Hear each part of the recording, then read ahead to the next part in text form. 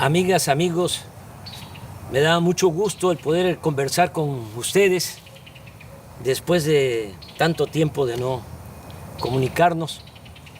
La verdad me da mucho gusto, mucha felicidad el poder platicar con ustedes.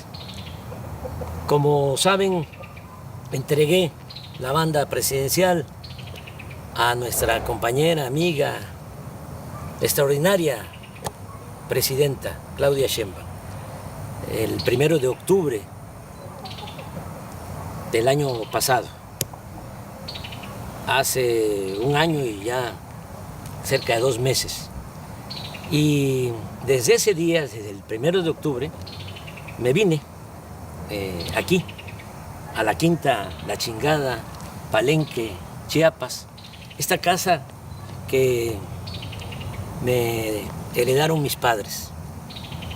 La hizo Manuelita, mi madre. Ella la dirigió. No es un rancho, no es un latifundio, es una hectárea y un poco más. 12, 13,000 metros cuadrados. Y decidí venirme e iniciar una vida nueva porque me retiré de la política activa, de la práctica política. No es una simulación. Estoy jubilado. Entonces, imagínense ustedes después de cerca de 50 años de lucha ininterrumpida, lo difícil que pudo ser el decir, se acabó, cortar de tajo toda mi actividad pública, política. Casi 50 años, porque empecé en 1975, 76 trabajando con los indígenas chontales en Nacajuca. Luego en 1977 fui director del Instituto Nacional Indigenista en Tabasco. Ahí aprendí a trabajar para la gente humilde, para la gente pobre. Tan es así que en mi expediente en Gobernación, en 1979, hay un reporte del temible policía Nazar Haro acusándome que era yo comunista, porque estaba defendiendo, apoyando, trabajando por los pobres. Así comencé y así terminé, porque concluí mi mandato como presidente y logré, junto con millones de mexicanos, ustedes y muchos, algunos ya se nos adelantaron, pero logramos el inicio de una transformación. Llevamos a la práctica el ideal de que por el bien de todos, primero los pobres. ¿Cómo no voy a estar contento? ¿Cómo no voy a estar feliz? Yo siempre he sostenido que la felicidad se obtiene cuando uno trabaja, lucha, procura la felicidad del prójimo. Entonces es cuando ya tenemos bienestar espiritual, bienestar del alma, felicidad. En el gobierno que dirigí, en 6 años, a pesar de la pandemia, con todos los daños, con toda la tristeza que nos dejó esa pandemia de COVID, 2 años muy difíciles, por el dolor y también porque se nos cayó la economía. Bueno, a pesar de eso, en el tiempo que estuve en la presidencia, salieron de la pobreza 13,400,000 mexicanos. Lo voy a repetir, 13,400,000 mexicanos. Nunca se había hecho eso, nunca, en un sexenio. Es un gran orgullo. Cuando llegué a la presidencia, el 42% de los mexicanos estaban en la pobreza, 42% de toda la población.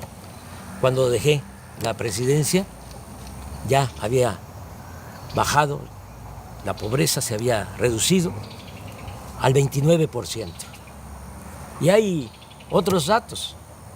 También se redujo la desigualdad, porque México era país de unos cuantos, de los de arriba, de los oligarcas, los que se habían quedado con todos los bienes de la nación, con los bienes del pueblo, con la llamada política neoliberal o neoporfirista, porque lo que aplicaron fue lo que ya había puesto en práctica Porfirio Díaz: entregar los ferrocarriles, entregar el petróleo, entregar las minas, entregar las tierras a extranjeros y a grandes latifundistas vinculados a la cúpula del poder.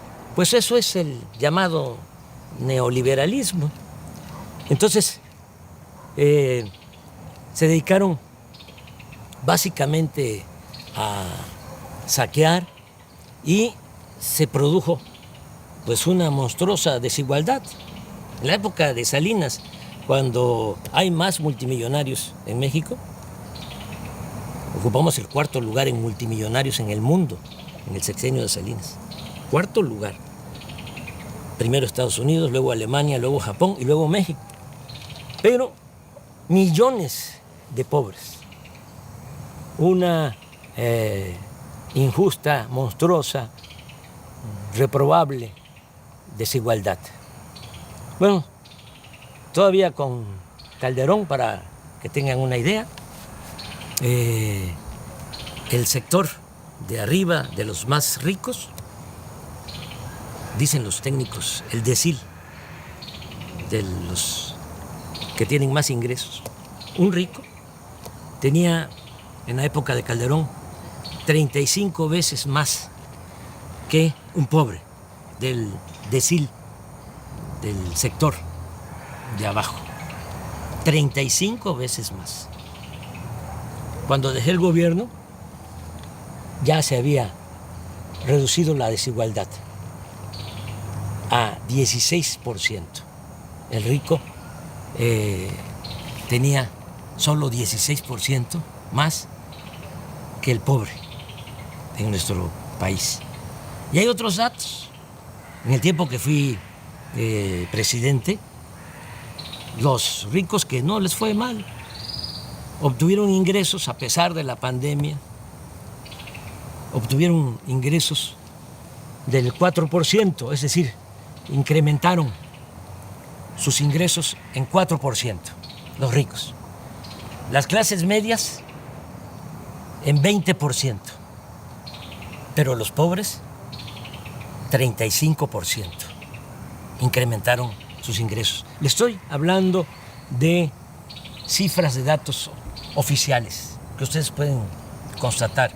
Son datos, son cifras del INEGI y del Banco Mundial. Bueno, por eso estoy pues muy feliz. Imagínense cerrar un ciclo así, logrando ese ideal que se convirtió en realidad. Por eso decidí ya retirarme, no sentirme insustituible, porque ese es el otro problema, actuar como cacique, caudillo, jefe máximo, poder tras el trono. No.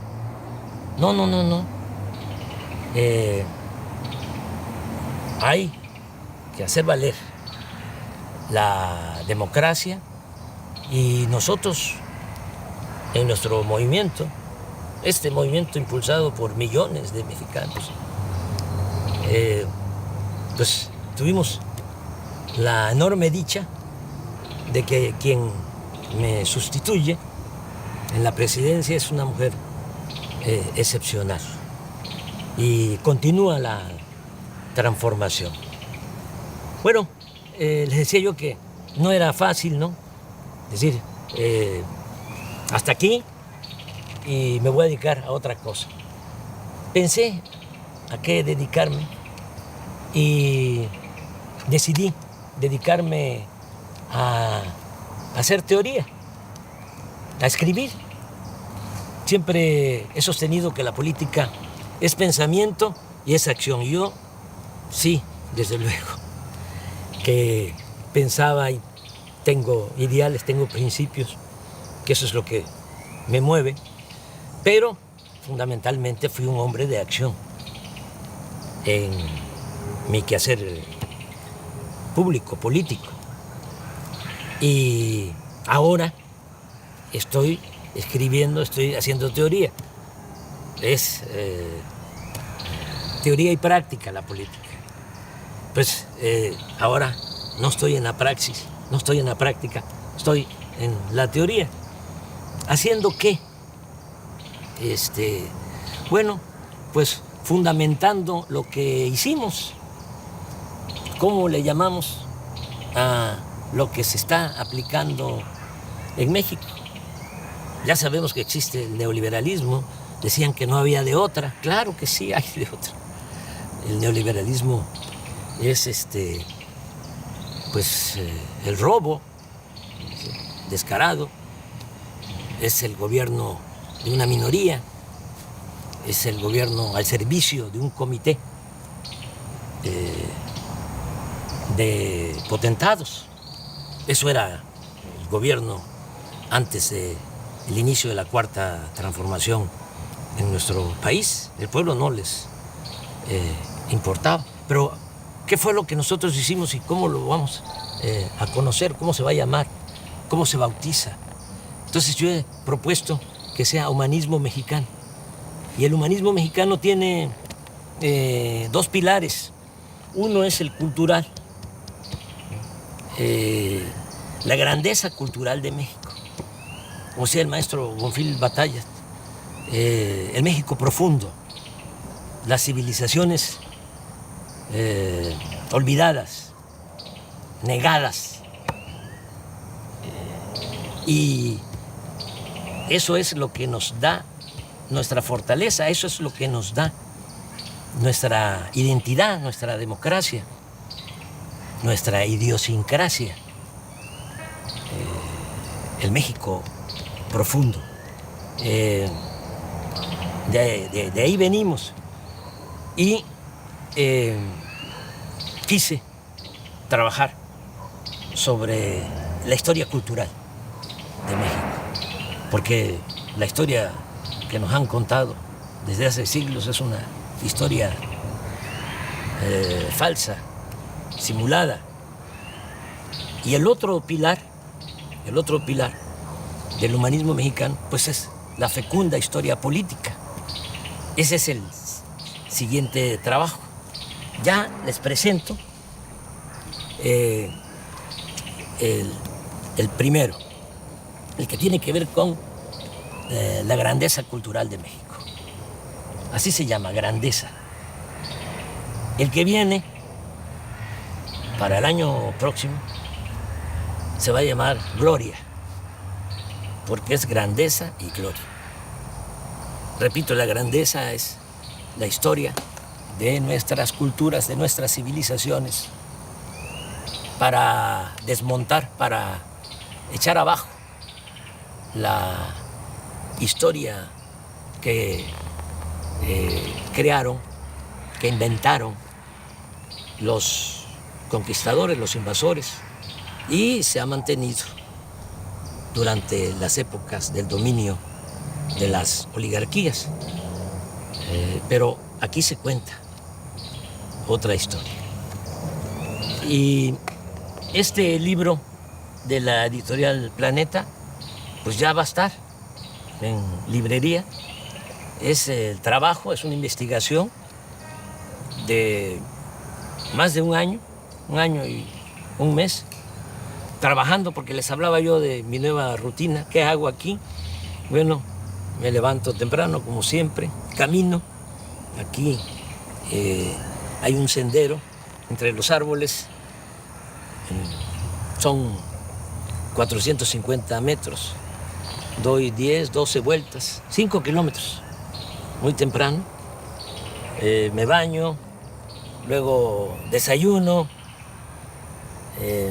hay una señora Morbi que es la que me ayuda, me hace los alimentos, la comida, la limpieza de la casa, porque Beatriz está en México, viene, yo voy, he ido como 5 veces, claro, de manera muy discreta,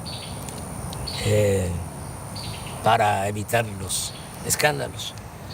Y se quedó allá porque ya Jesús de Ernesto entró a la universidad y pues tiene que estar ahí, pendiente. Ya ustedes saben cómo somos en México, cómo son nuestras familias. Aunque Jesús ya tiene 18 años, pues ahí está con la mamá, es hijo único. Yo tengo 3 hijos mayores de mi finada esposa Rocío y Jesús con Beatriz. Y claro, nos hablamos todos los días. Bueno, después de que desayuno, como a las 9, me encierro en el despacho a escribir. Me levanto a las 12, me tomo mi pozol, camino un poquito aquí en el corredor de la casa, me vuelvo a sentar hasta las 2, como y sí doy una vuelta a todo el sendero después de la comida, veo un poco las noticias, tengo un teléfono de esos muy sencillos y como no son pues muy caritativos, no encuentro la palabra, el término, los dueños de los medios de comunicación, sobre todo los de la telefonía, y pues el mío es de recarga, ahí me salen noticias, claro, con 1 día, 2 días de retraso, pero no quiero más, no quiero saber más. Ya conozco bastante a nuestros adversarios, son pues muy obvios. Es muy difícil encontrar información. Todo es pura manipulación porque los que se sentían dueños de México están molestos. Y entonces tienen también control de la mayoría de los medios.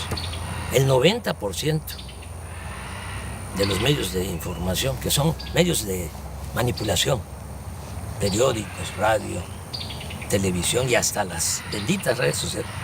Pero hay un 10% de periódicos, de radio, en redes sociales, que sí hay información. Bueno, veo un poco lo que está pasando en el país y me vuelvo a sentar, vuelvo al despacho a escribir hasta las 7, 8 de la noche. Me acuesto temprano. Esa es mi rutina y pues voy a continuar así. Estoy presentando el libro de esta manera porque no puedo ir a presentarlo a México, a las plazas públicas. Me gustaría mucho, pero ¿saben qué? Ya me retiré de la actividad política. No hay que hacerle sombra a nuestra presidenta. Ella es la que conduce y lo está haciendo muy bien. No hay que dividirnos, hay que estar muy juntos, unidos. Aquí está la lección de cómo se crearon grandes civilizaciones en México. Esta civilización, la gran cultura olmeca, cultura madre, que floreció 1000 años antes de Cristo y nos dejó la invención del calendario, del cero, de la escritura, y estas piezas, cabezas colosales de basalto, imagínense la organización que tenían, la organización social, política, que estas piezas son de 25 toneladas aproximadamente, basalto. Y el basalto lo trasladaban desde la Sierra de los Tuxtla, en Veracruz. Cómo lo trasladaban en balsas por el mar y lo metían por el río Coatzacoalcos, porque la primera ciudad olmeca fue San Lorenzo, ahora es el municipio de Texistepec, muy cerca de Cozoleacaque, de Minatitlán, de Acayucan, ahí en el Istmo. Ahí se fundó la primera ciudad olmeca. Entonces, por el río Coatzacoalcos hasta San Lorenzo, que es una isla, y también hasta La Venta, Huimanguillo, Tabasco, que es la otra gran ciudad, en balsa. Todos estos fragmentos de piedra para que los artistas olmecas esculpieran, hicieran estas grandes cabezas colosales, y también un arte fino, porque hasta lo pequeño es hermoso en las grandes civilizaciones que florecieron en nuestro país. Las ofrendas con personajes pequeños de jade, porque a diferencia de Europa, a nosotros nos gustaba más, a nuestros antepasados, el jade que el oro. Lo que ponía loco a los europeos y a los españoles era el oro. Por eso fue la conquista, porque traían hambre de oro, codicia de oro. Cortés una vez señaló, porque le preguntaron cuando Moctezuma les entrega a él y a sus huestes oro. Entonces los soldados conquistadores empezaron a gritar y a brincar, dice la crónica, como monos. Entonces le preguntaron a Cortés que por qué les importaba tanto el oro. Aquí el dinero, la moneda era el cacao, y desde el punto de vista artístico, cultural, era el jade. Y la respuesta de Cortés fue: porque nosotros tenemos una enfermedad del corazón que solamente se cura con el oro. Entonces, era otra cosa. En el México prehispánico no había esa codicia, no había esclavitud, la tierra era comunal y había mucha, pero mucha fraternidad, lo que se conoce como solidaridad. En la familia, familias integradas, solidarias, fraternas, hasta la fecha, pues es todo lo que heredamos. Esto es lo que hicieron los olmecas, pero aquí viene también lo que hicieron los mayas, que mejoraron lo que habían iniciado los olmecas en la ciencia, en el arte, en la cultura.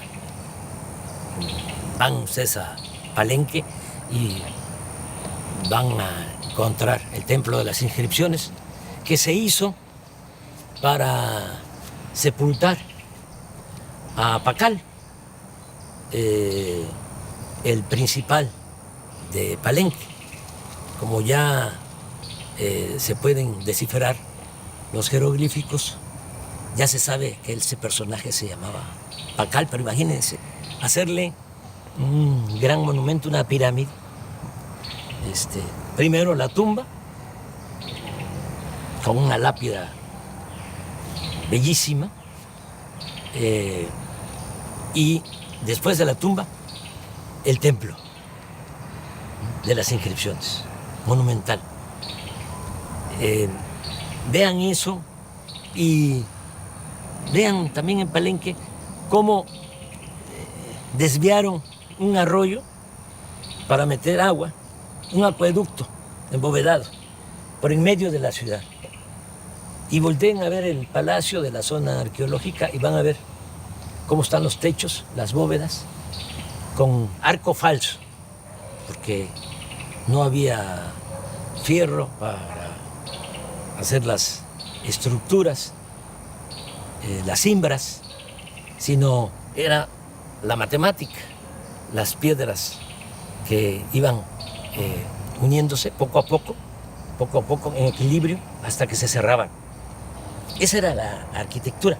Estamos hablando de lo mejor del mundo en esa época. Los mayas en el periodo clásico logran toda esa civilización, logran toda esa creación del siglo IV al siglo IX. Si van aquí cerca, a 100 kilómetros, está Bonampak. Aquí está en el libro, quise poner un fragmento. Los murales de Bonampak. Estos se hicieron como en el siglo VII, siglo VIII. Cuando se pintan estos murales, los pintores mayas de estos murales no los había en ninguna parte del mundo. No los había en Europa en ese siglo, y pasaron siglos para que el arte de Europa igualara al arte de los olmecas, de los mayas.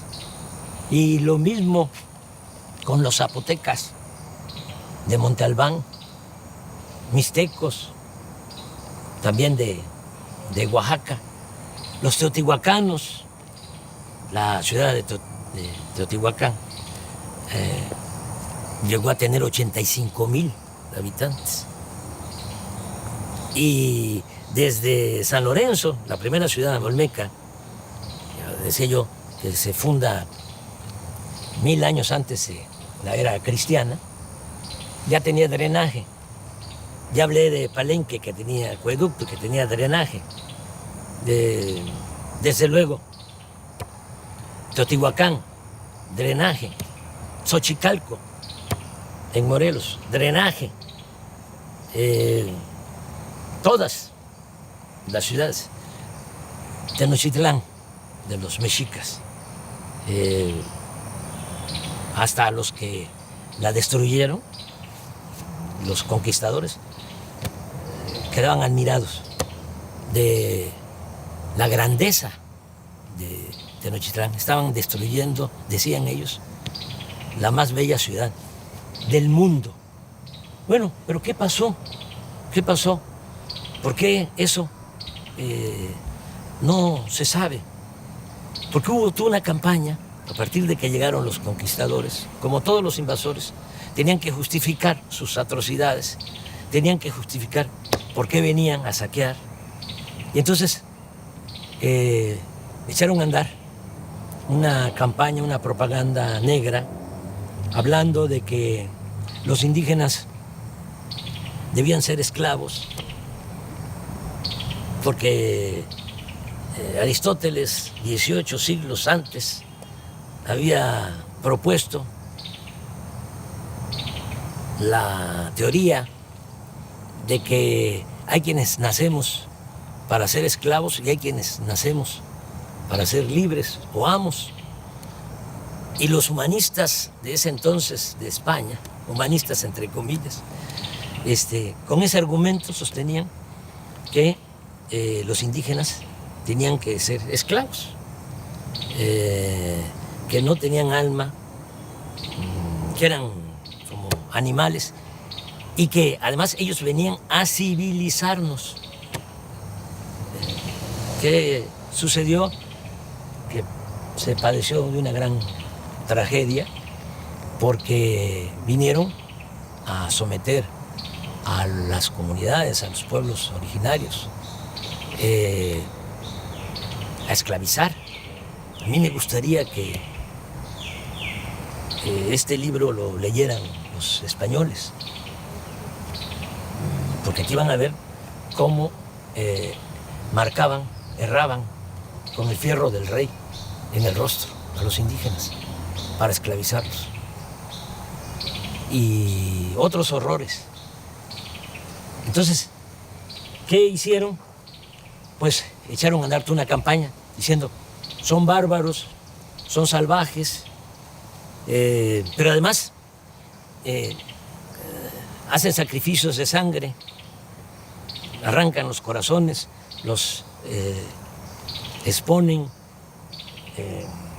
los ofrecen a los dioses. Todo eso es pura mentira y eso lo demuestro. No hubo sacrificio. Cortés dice, ese fue el que creó todo. Y los frailes, sobre todo Motolinia, hizo la cartilla de las mentiras. Aquí van a encontrar. Y todos copiaron hasta la fecha. Hay muchos, incluso profesionales de la ciencia social, arqueólogos, antropólogos, sociólogos, filósofos, historiadores, que sostienen eso, esa gran mentira. Cortés dice que en 3 días en Tenochtitlán le sacaron el corazón a 8,000 personas, en 3 días. ¿Cómo es eso? Van a sacrificar 8,000. Bueno, pero todavía un fraile, Durán, habló de 80,000 en 4 días. 80,000 que les sacaron el corazón, todavía bullendo, dice, para ofrecerlo a los dioses. Motolinia, también 80,000. Aquí sostengo que eso ni en Europa, porque Darwin habla de que solo en 3 siglos en España, por la Inquisición, quemaron a 300,000. Achicharraron a 300,000, acusados de herejes. Y los mejores, porque eran los que dudaban. Y a la hoguera. Pero hasta eso lo considero exagerado. Pero aquí se fueron con eso y se fueron también, inventaron de que éramos, nuestros antepasados, caníbales, que comíamos carne humana. Nadie vio un sacrificio, nadie vio que se comieran a una persona. ¿Cómo es que en la toma y el cerco de Tenochtitlán, de 75 días que la gente se estaba muriendo de hambre, porque Cortés mandó a cortar el agua, el acueducto de Chapultepec hacia el Templo Mayor, hacia el centro de Tenochtitlán?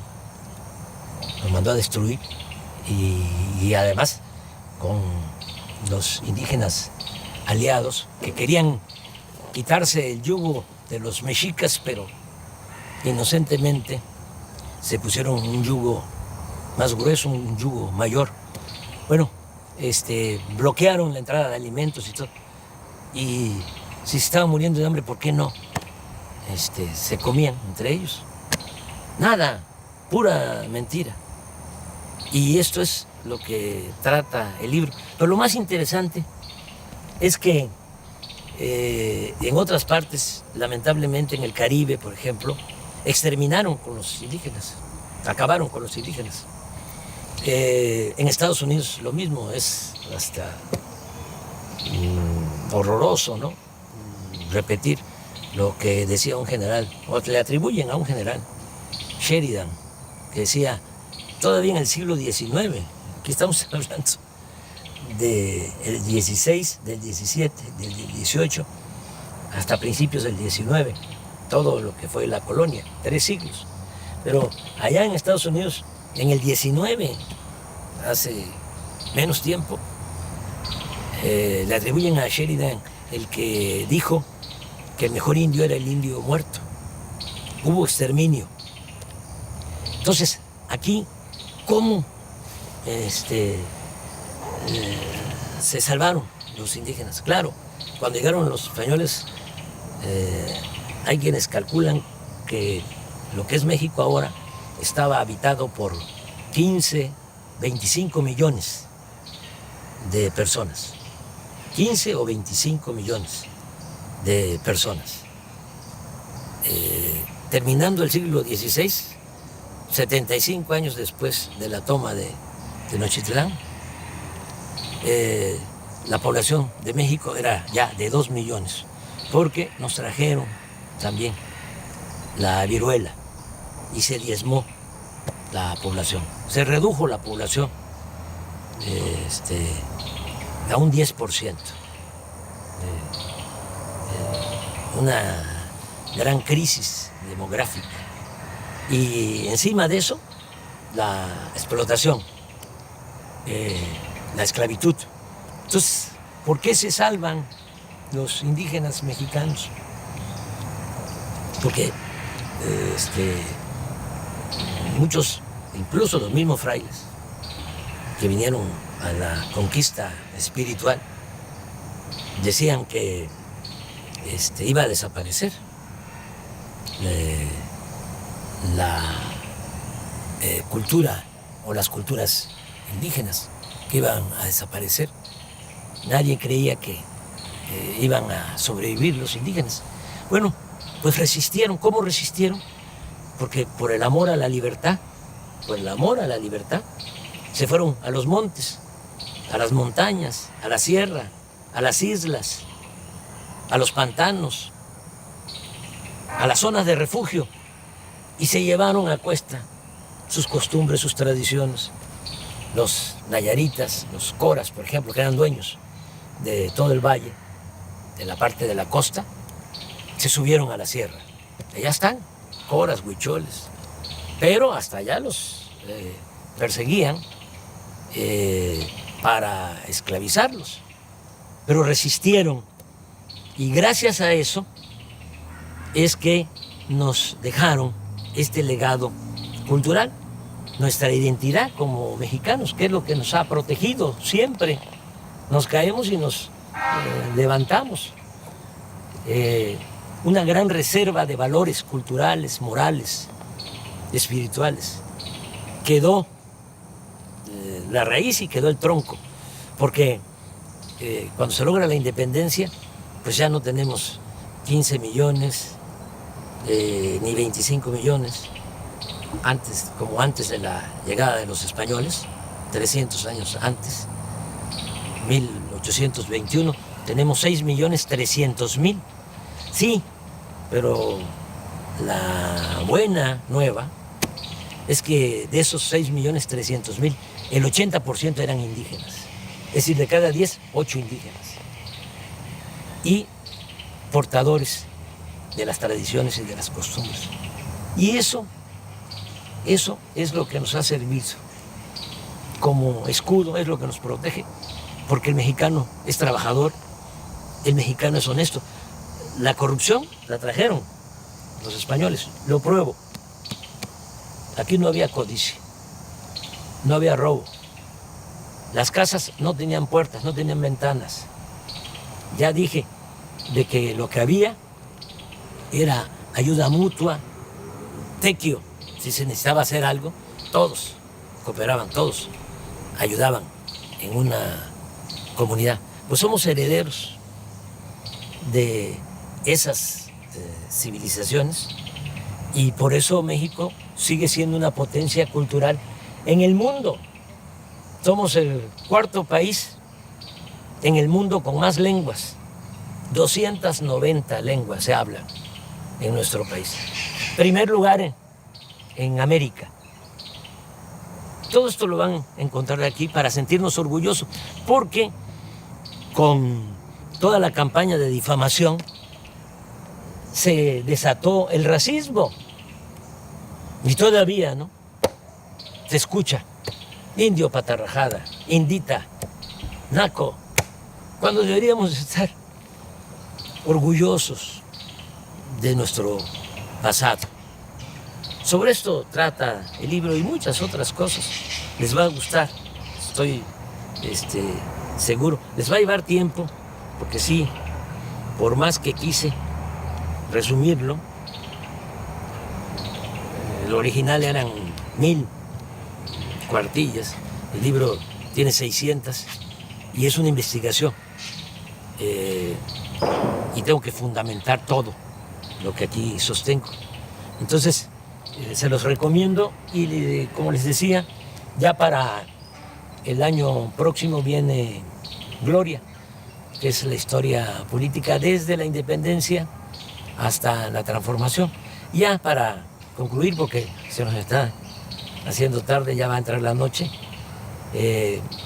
comentarles que hay que estar apoyando mucho a la presidenta. Es la mejor presidenta del mundo. Tenemos esa enorme dicha. Vean cómo son los presidentes, los jefes de Estado en otros países y comparen. Además, fiel al pueblo, fiel a los principios de la transformación, sosteniendo que solo el pueblo puede salvar al pueblo. Solo el pueblo puede salvar al pueblo. ¿O no es cierto? Van a salvar al pueblo los de arriba, los ambiciosos, los que están enfermos de poder y de dinero sobre todo.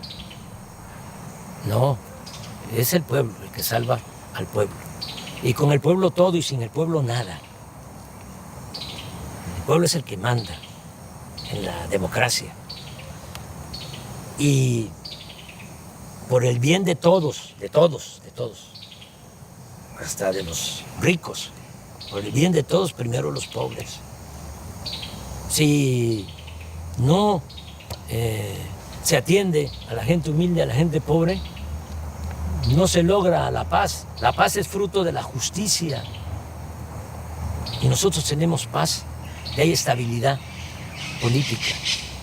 Nada más que como puede más el sectarismo, el dogmatismo, el fanatismo de nuestros adversarios, puede más que el sentido común,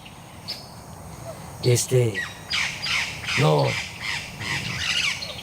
internalizan nada, ¿no?, de lo que se ha hecho y se va a seguir haciendo. Y hay que apoyar mucho a la presidenta, porque todavía es temporada de sopilotes. Y hay buitres, y hay halcones. Aquí no, aquí hay pajaritos, mire. Y al rato vienen las guacamayas, y vienen tropas de monos, de zaraguatos. Esta es mi vida, pero regresando, apoyar mucho a la presidenta. Yo no voy a recorrer el país, les comentaba, para presentar el libro, porque voy a seguir retirado, jubilado. Solo saldría a la calle por 3 razones. Una,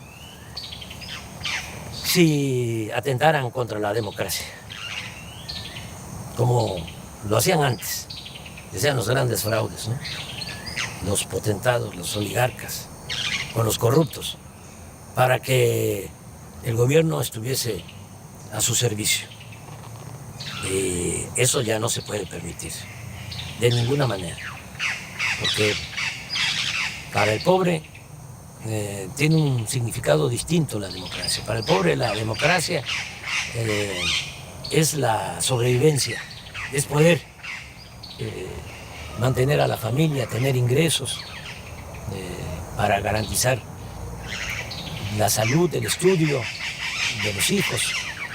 Para el que tiene recursos puede ser un deber cívico y no pasa nada. Por eso hay quienes votan por los candidatos o candidatas más guapas o más guapos. Pero para el pobre es su sobrevivencia. Les estoy diciendo que es la mejor presidenta del mundo, Claudia Sheinbaum, y un conservador, seguramente ahorita sí ve esto que estoy diciendo, escucha esto que estoy expresando, diría no. El mejor presidente del mundo es el de la mano dura, una mezcla de Franco con Pinochet, con Díaz Ordaz, con Salinas, que convierta al país en una cárcel. Ese es el que necesitamos.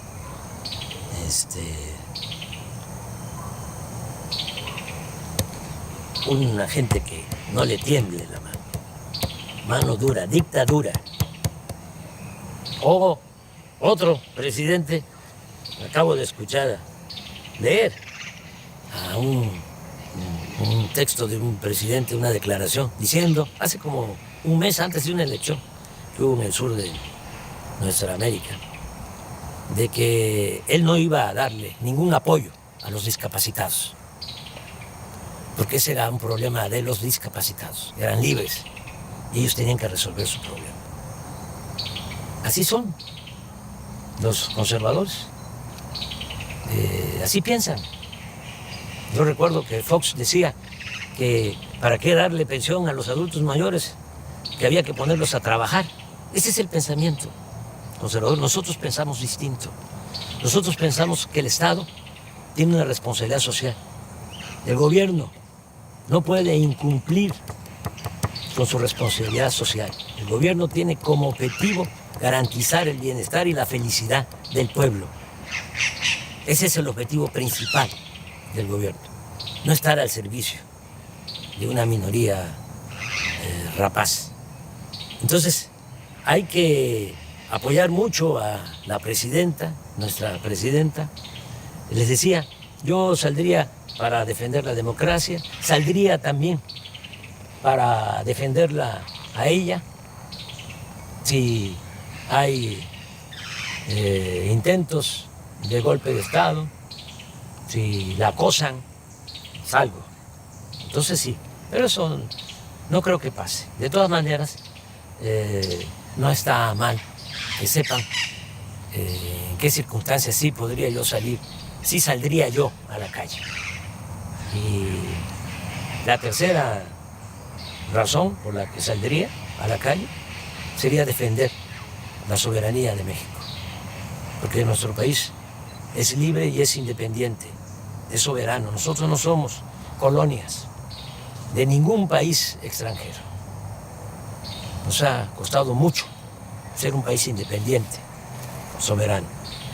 Y si se violara la soberanía, entonces sí saldría a la calle. Ya nos está llegando la noche. Ya nada más despedirme, decirles que les quiero mucho, sinceramente. Mucho, mucho, mucho. Que amor con amor se paga. Como decía el inolvidable Juan Gabriel. Es amor eterno. Un abrazo de todo corazón.